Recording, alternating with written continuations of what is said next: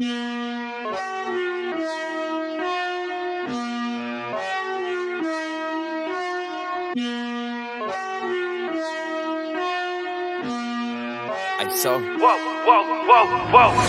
out the room, I'm coming through. They wanna see what I'm about. Yeah, I got skills, do it for the thrill. I'm on a paper route. Extra, read about it. I'm today's trending topic. What's going on? It's your boy Dolo J, and welcome to the Kicking It Dolo podcast, a sports podcast where we talk about football, basketball, past, present, and future top 5, top 10 stats, and more. So on this episode, man, I'm going to go ahead and give y'all a Throwback Thursday episode. I'm going to talk about a former NBA player who could have had a major career but was derailed due to injury. So I'm going to go ahead and talk about the natural man, Brandon Roy. A lot of people already know about Brandon Roy, but I'm going to just give y'all a little quick rundown of who bro was and where he came from and, his time in the league. So, all right, Brandon Roy, he was born on July 23rd, 1984 to Tony and Gina Roy. He was the 45th prospect out of high school and ended up playing for the University of Washington. All right, he was a normal college player his first 3 years, averaging just 6, 12, and 12 points in his first 3 seasons. But after Nate Robinson got drafted to the NBA, Roy took off, ascended, and became Pac-12 Player of the Year, averaging 4 assists and 5.5 rebounds. Also ended up being the number 6 pick in the 2006 NBA draft. He was paired to, play with LaMarcus Aldridge, but, I'm just going to give y'all a couple players that he was actually drafted in front of. A lot of players that y'all know today. Rudy Gay, J.J. Redick, Rajon Rondo, Kyle Lowry, P.J. Tucker, and also Paul Millsap, man. Now, Roy, he ended up winning Rookie of the Year unanimously, even though he only played 57 games due to an impingement in his left heel. So you can already see early, man, that, that guy, he was that deal, bro. If you can only play 57 games and still win Rookie of the Year unanimously, you definitely got to be, something special and something to be reckoned with in the league, because a lot of players have to play at least 65, 70 games, and, they barely might squeak out a win. But to be unanimous and only play and miss almost half the season, you got to be that deal for sure. So, all right, his next season, man, he went from averaging 16 points per game his rookie season to averaging 19 points a game, 4.7 rebounds, and 5.8 assists, earning his first All-Star appearance in just his second season. So if you just, if you become an All-Star in your second season, a lot of players, it takes them a long time, maybe 2, 3, 4 years to become an All-Star. But, Brandon Roy, he was that deal already, like I said. So, he ended up getting one in his second, up in, 3 points per game. Rebounds and assists, wasn't really too much of a leap in them categories, but he definitely started scoring the ball more and definitely started being more aggressive.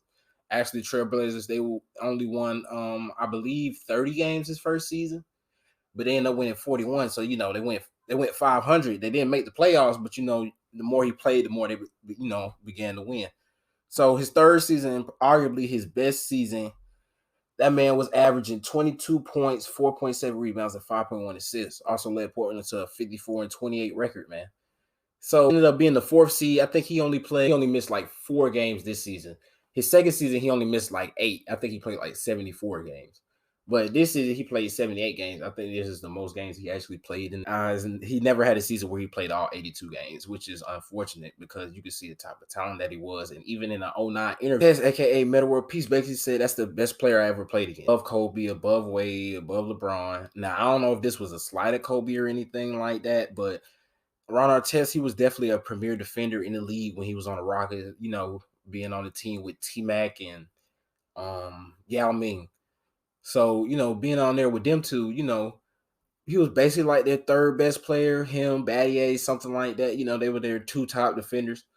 But yeah, Ron Artest said he was that deal. And also during All-Star Weekend, I seen an interview where, Kobe Bryant basically said that man was ahead of his time. Now, Kobe didn't praise a lot of players, but if he saw greatness in you, he definitely would speak up about it and definitely would say something. To give bro, the recognition like that, saying he's ahead of his time. And, at the time, Brandon Roy was you could arguably say he was like the 3rd best shooting guard in the league. You could say it was Kobe, Wade, then Roy.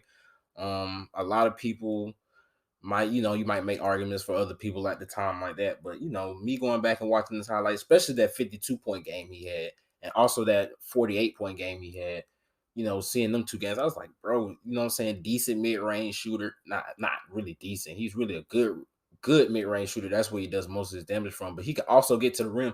He can dunk the ball. He's not really I didn't really see him put nobody on a poster and stuff like that. I mean, but he can still get to the rim and finish over the biggest stuff like that. Like he has like a good offensive array of moves, like the fade, the step. The three, he didn't really shoot that many threes. But back then, like '09, that people weren't really shooting that many threes. Like people would probably shoot 4 threes a game. And that was kind of high, but he was only shooting about 3. He make about 1 a game, something like that. But his game was definitely good. Nice little crossover. He could get to his spots real good. And he was also a good passer too. Even though he was 6'6", a lot of people really looked at him as a combo guard because he can also run the offense and stuff like that. A lot of times he would bring the ball up the court, or they'll let Andre Miller bring the ball up the court, or Steve Blake at the time, bring the ball up the court. So he could play on ball and off ball. And, he used to find Aldridge a lot of times down there in the paint. That's when Aldridge was young and he was that guy. Like, he was the number 2 pick in the same draft. So obviously, the type of talent they seen in LaMarcus Aldridge, and then, also them trading Randy Foye on draft night, Brandon Roy, they obviously seen something in him, that could, basically he could become their franchise player. And he was supposed to be their franchise player. And he definitely, with his production while he was on the court, he definitely showed that he could be a franchise player. So, all right, man. So his next season, man, I think he only played about 65 games or something like that. But, tore his meniscus and stuff like that. He still averaged over 20 points a game. But, he ended up, I think it was towards the end of the season, or it might have been like mid-season, something like that, right after like the All-Star break or something like that. He had a slight tear in his meniscus, but, he ended up coming back, in game 4, 8 days after surgery, and, leading the Trailblazers to a win. I mean, they obviously end up losing the series because they were playing Phoenix at the time, and everybody know how old Phoenix was with Amari Stoudemire, Steve Nash, who else they had, Leonardo Barbosa, Boris Diaw. They had the Suns used to be a little squad, man. So of course, they run into them. They was young and they didn't really have they really just had 2 good young players, but they didn't have really, like, to the best of my knowledge, I didn't really see them. I'm gonna have to do a little bit more research on that, but I didn't really see them having like a good veteran player. So, all right, next season, he came back, and basically that 65 game season, that slight meniscus tear, it was pretty much the beginning of the end, man. I mean, he had already been bitten by a pigment in his freshman season, but that meniscus tear, basically his knee was like bone on bone, bro. So you already know, like, you don't have much time left. If your knee is bone on bone, it's like no cartilage. It's tough. It's real tough to move, and especially all the jump stopping and exploding and stuff like that. To have no cartilage in your knees, it's pretty hard to play basketball like that. Like I said, now I've never experienced that, but just like seeing specific players having to go through that, in not in just basketball but also football as well. It's really hard to be athletic when you have no cartilage. Yeah, I think it got to the point where Boris Diaw, I think he had no ACLs or something like that. And he was still a pretty good player, but he wasn't really exploding. He was more like a back to the basket type of player, and then a passer. He could still get to the rim a little bit, but he wasn't like, not saying he was like a real explosive player, but at the same time, he didn't move as fast once, after he stopped playing with both of his ACLs. But yeah, man. So the season after he only played 65 games, he only played 45 games. So he was coming off the bench. He was like a rotational player. And it was really sad, man, because just 2 seasons before, like you said, he was just ahead of his time. But, injuries just caught up to him, man. Injuries just caught up to him. So after that 45-win season, they ended up losing in the first round again, the 3rd consecutive season, because the first season they ended up losing to the Rockets.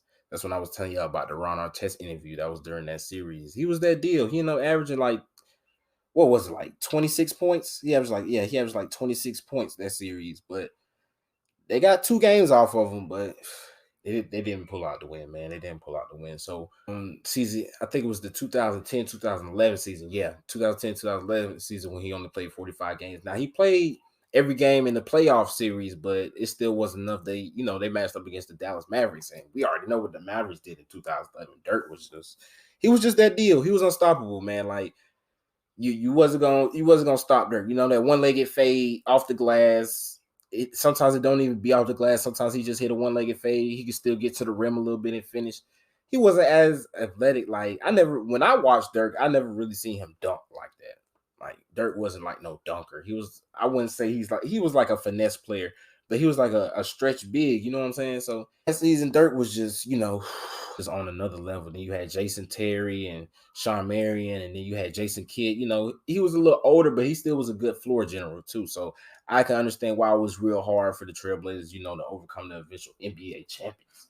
It was hard for even LeBron and Wade and Bosh to, overcome them that time because they was just playing on another levels. Like I said, Dirk, especially Dirk, he was just a lot of players have stole that one-legged fade.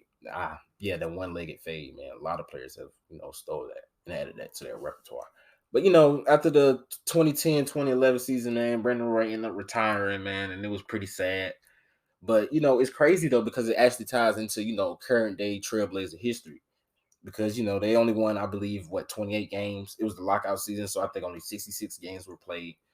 But, he retired 2011-2012 season and 2012 draft, Trailblazers end up getting the 6th pick, and you know who they picked with that? My boy Dame Dollar. So he never retired. Let's say you never would have got injured. Do y'all even think they would have been in a position to get Dame? And let's say hypothetically speaking, let's say they were able to get Dame. Do you imagine how him and Dame would have, coexisted? Then again, it would have been a lot harder, in my opinion, for Dame to develop, because I'm not necessarily saying Dame needs the ball in his hand, but a lot of his early development and a lot of reason why I feel like he developed a lot early, not only just the game slowed down, but he had the ball in his hands more. So, he was able to do more and, basically, learn the game on the fly. Roy and Lillard, was on the same, end up playing together. I think that would have been a heck of a duo, especially if, they could have kept Aldridge and, still had Batum and, Wesley Matthews. I really think, this really could have been something serious, man. Really could have been something serious. Who's to say, they don't go on to win the championship? I mean, we don't know how everything plays out. They still have to deal with the Lakers and the Spurs, and, Dallas was still a good team back then, too. Man, it's unfortunate, like I said, man, but he was he was like a player I watched a lot growing up, like I said, and I went back and watched some highlights of, a couple games and, just season highlights overall. Like that 08-09 season, man, that was prime Brandon Roy, and can go get a bucket on anybody. Like, he's going to get a bucket. Like, it doesn't matter, for sure. But this has been a little Throwback Thursday episode, man. I wanted to give y'all something different, man. Y'all let me know if y'all like it, man. And until next time, peace out.